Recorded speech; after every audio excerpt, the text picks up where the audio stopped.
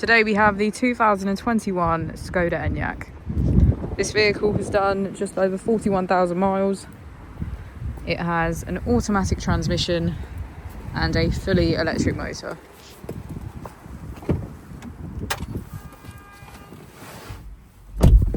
To the left of our steering wheel, we have cruise control as a feature, as well as voice control and our heated steering wheel.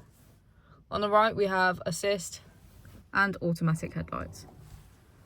Moving on to our screen, we can access our assist systems, smartphone integration and radio and media, navigation, smart link for our Apple CarPlay, charging and our vehicle settings.